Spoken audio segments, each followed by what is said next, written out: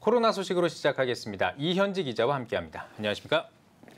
네, 코로나19 방역 상황 어떻습니까? 네, 신규 확진자 수는 1,575명입니다. 개천절 이후 이틀째 2,000명대 미만을 기록했는데요.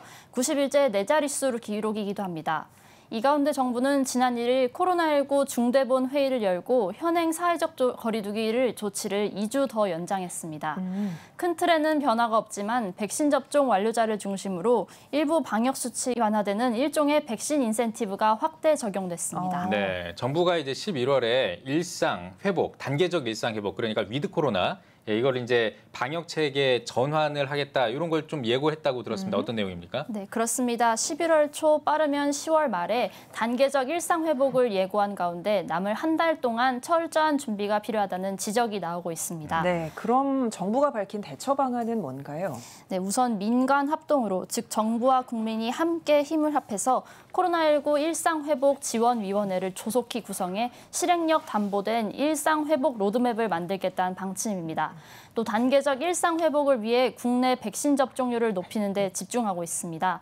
소아청소년과 임산부 접종이 진행되고 60세 이상과 고위험군에 대한 추가 접종, 이른바 부스터샷 예약도 5일부터 시작됩니다.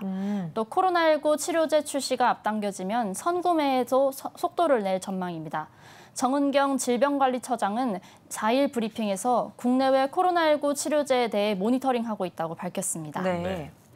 예, 이번 이 한 달 마지막 고비가 될 수 있을 거라는 생각이 드는데요. 이 고비를 잘 넘겨서 이제 코로나가 좀 종식이 됐으면 좋겠습니다. 자, 지난주 목회 현장은 어땠는지 궁금한데요. 네, 지난주일 작은 교회 예배 현장에 찾아가 봤습니다.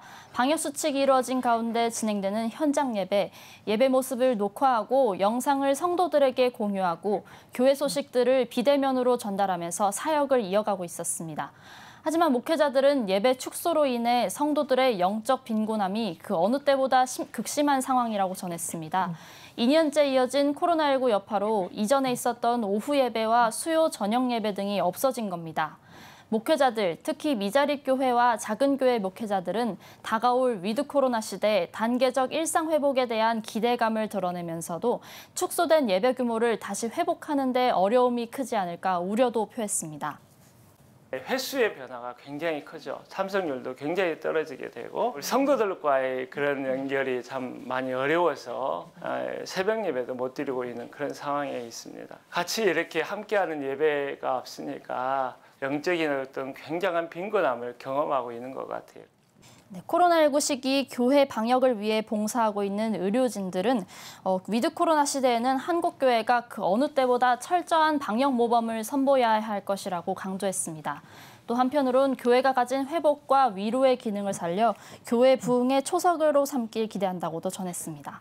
방역에 대한 부분들은 지금과 같이 더 철저하게 하면서 코로나 블루와 같은 그런 어려운 감정적인 것, 정서적인 것, 영적인 것들이 치유되고 다뤄질 수 있는 교회의 상황을 우리가 준비를 해야 위드 코로나 시대에 교회가 또 살아남고 부흥할 수 있지 않을까.